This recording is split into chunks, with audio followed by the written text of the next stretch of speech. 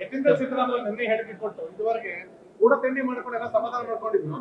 ಮತ್ತೆ ಹೇಳಿ ಸಿದ್ದರಾಮಯ್ಯ ಮತ್ತೆ 5 ವರ್ಷಗಳ ಕಾಲ ಮುಖ್ಯಮಂತ್ರಿ ಅಂತ ಹೇಳೋ ಮೂಲಕ ಕಿಂಗ್ ಈಸ್ ಅಲೈವ್ ಅಂತ ಬೈರತಿ ಸುರೇಶ್ ಅಂದ್ರೆ ಮುಂದಿನ ನಾಯಕತ್ವವನ್ನ ನಾವೇ ನಿರ್ಧಾರ ಮಾಡ್ತೀವಿ ಅಂತ ನೇರವಾಗಿ ಹೇಳ್ತಾ ಇದ್ದಾರೆ. ಇದಕ್ಕೆಲ್ಲ ಹೈಕಮಾಂಡ್ ತೀರ್ಮಾನ ಅಂತಿಮ. ಹೈಕಮಾಂಡ್ ತೀರ್ಮಾನದವರೆಗೂ ನಿಮಗೂ ಏನಾದರೂ ಮಸಾಲೆ ಬೇಕಲ್ಲ. ಮಸಾಲೆ ಪದೇ ಪದೇ ಚರ್ಚೆ ಆಗ್ತಾ ಇದ್ದು ಹೈಕಮಾಂಡ್ ನಾಯಕರು ಇನ್ನೂ ಸೆಲೆಕ್ಟ್ ಆಗಿದ್ದಾರೆ ಸರ್. ಯಾರು ಹೇಳಿದ್ದು? ಹೈಕಮಾಂಡ್ ಏನು ಹೇಳ್ಬೇಕೆಲ್ಲ ಹೇಳಿದೆ. ಇವ್ರ ಉತ್ತರ ಮತ್ತು ಪ್ರತ್ಯುತ್ತರಗಳು ಬರ್ತಾ ಇರುತ್ತೆ. ತಗೊಂಡು ಸ್ವಲ್ಪ ನೀವು ಮನರಂಜನೆ ತಗೊಂಡಿರಿ.